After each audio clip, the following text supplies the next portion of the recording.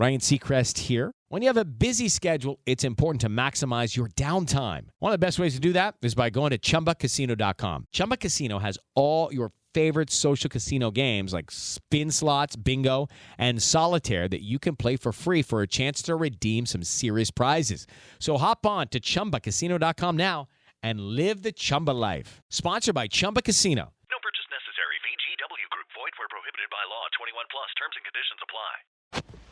Le CF Montréal vient de conclure sa mi-saison 2025, mi-saison catastrophique, on va se le dire. Et lorsqu'on essaie d'analyser les résultats, bien c'est dur de prendre des données et de regarder vraiment dans l'ensemble qu'est-ce qui cloche avec cette formation-là. On a essayé de remplacer l'entraîneur-chef, souvenez-vous, le départ de Laurent Courtois. On a mis en place Marco Donadel. Visiblement, les résultats ne sont pas supérieurs à ce qu'on a obtenu. Donc, force est d'admettre que le problème n'était peut-être pas derrière le banc, mais bien au sein de l'effectif. Un effectif qui a été miné par les blessures également depuis le début de la saison. Donc, c'est certain que c'est venu jouer sur la confiance que ce groupe-là, que ce collectif-là pouvait avoir. Est-ce que si on entame la saison 2025, on revient sous la gouverne de Laurent Courtois avec un Vrioni disponible, avec un Sinchuk disponible. Est-ce que les résultats peuvent être différents et est-ce que cette équipe-là peut jouer avec une confiance qui est différente de ce qu'elle nous a présenté de par ses contre-performances répétées et récurrentes depuis le début de la saison. Avec des si on mettrait Paris en bouteille, je suis d'accord avec vous. Je suis également d'accord avec ce que je lis, ce que je vois, ce que j'observe sur l'ensemble des réseaux sociaux à l'effet que cet effectif-là elle est trop faible présentement. Je pense que c'est unanime et qu'on doit travailler fort pour améliorer ce club-là.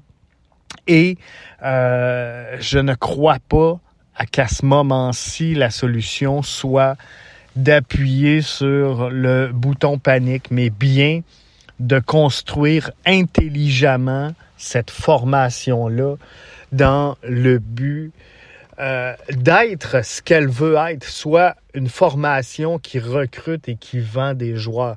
Si tu veux recruter et vendre des joueurs, tu peux pas mettre derrière ton banc des entraîneurs-chefs green qui débutent. Tu dois y aller avec de l'expérience, des gars qui sont capables de former le talent.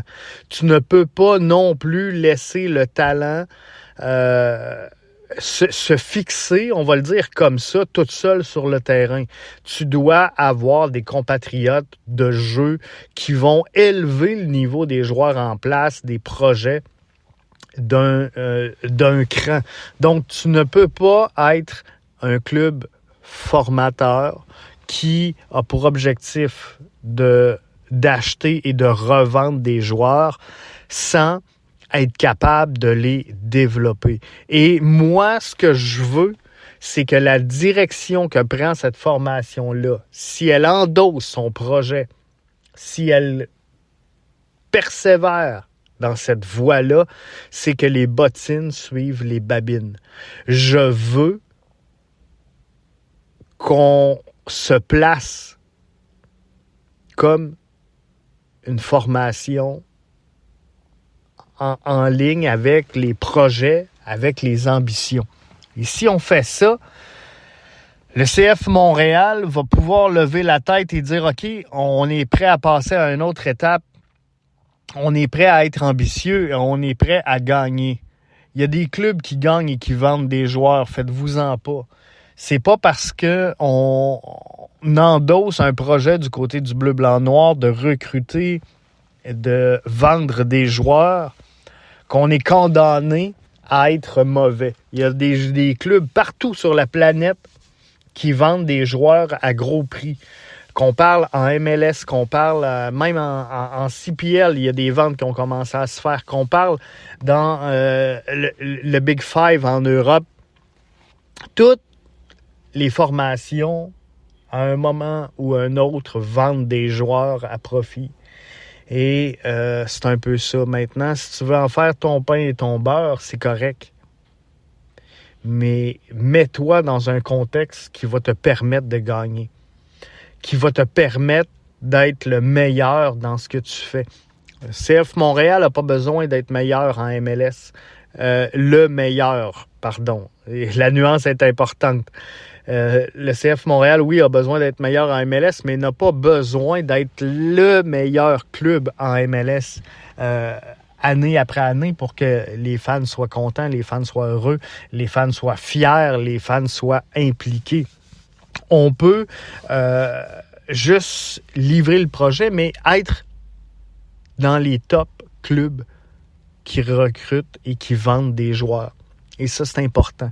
Et si tu veux faire ça, ben tu dois avoir une équipe de coachs qui soient des formateurs, qui soient des cliniciens, qui soient des techniciens, qui soient des professionnels munis d'un bagage important, comprenez-vous? Si on a 6 entraîneurs sur le banc, dans l'équipe technique, je parle, si à ces 6-là, on va chercher 120 ans d'expérience, comprenez-vous qu'on est meilleur pour transmettre le savoir et l'expérience acquise dans les années passées. Maintenant, si tu veux recruter et vendre, ben tu dois avoir un pouvoir d'attraction.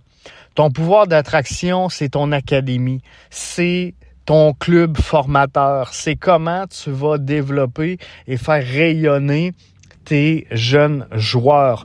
Donc, est-ce qu'on utilise au maximum les prêts et qu'on les utilise de la bonne façon?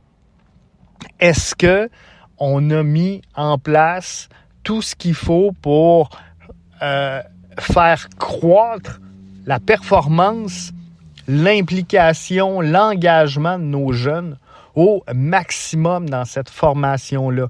Est-ce qu'on a les bonnes installations?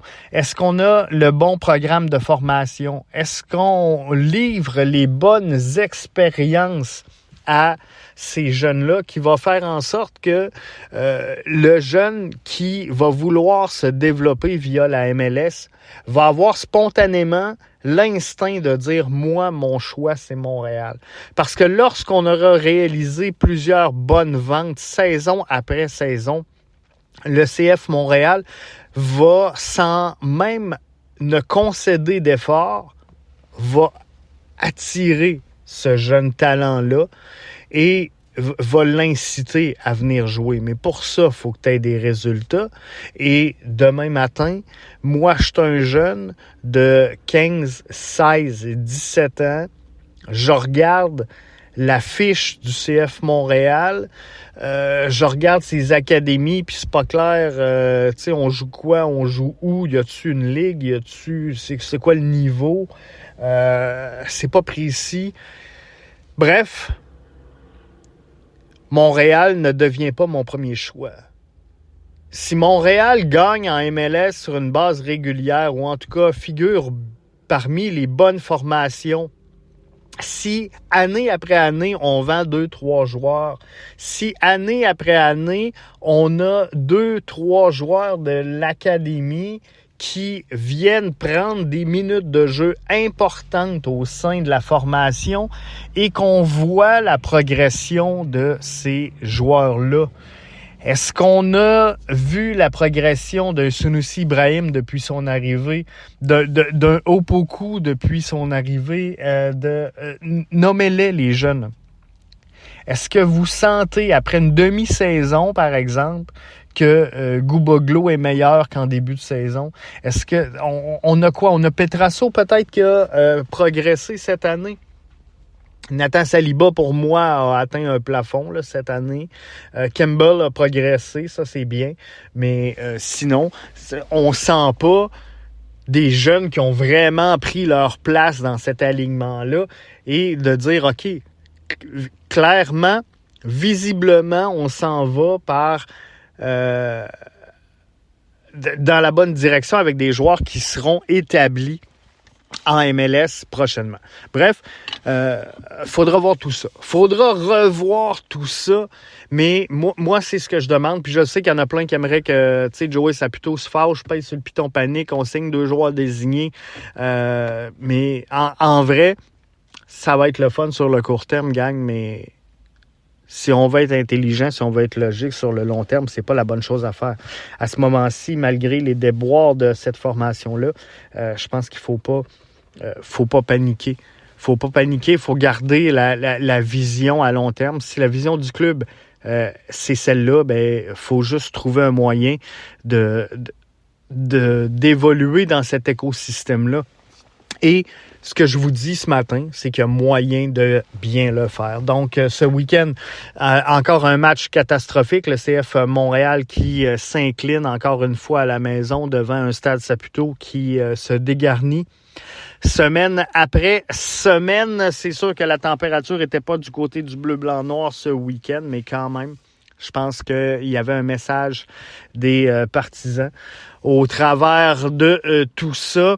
Et ben là, on s'en va pas dans la bonne direction là, avec Vriani suspendu, avec les autres suspensions qui se placent pour le CF Montréal. On s'en va visiblement pas dans le bon sens. Marco Donadel qui nous donne un après-match d'une 50aine de secondes. Bref, je vous le dis, ça s'en va pas dans la bonne direction. Faut donner un coup de barre, faut revirer ça de bord.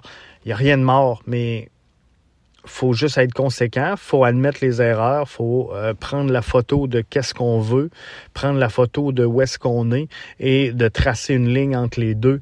Et c'est à ça que sert Joey Saputo, c'est à ça que sert Gabriel Gervais, d'être le gouvernail. Alors, j'ai juste le goût de dire à ces gens-là, gouverner et laisser les dirigeants diriger. Donc, that's it. Là-dessus, je vous souhaite de passer une excellente semaine. Step into the world of power, loyalty, and luck. I'm gonna make him an offer he can't refuse. With family, cannolis, and spins mean everything. Now, you wanna get mixed up in the family business. Introducing The Godfather at ChumbaCasino.com. Test your luck in the shadowy world of The Godfather slot. Someday, I will call upon you to do a service for me. Play The Godfather, now at ChumbaCasino.com. Welcome to the family. No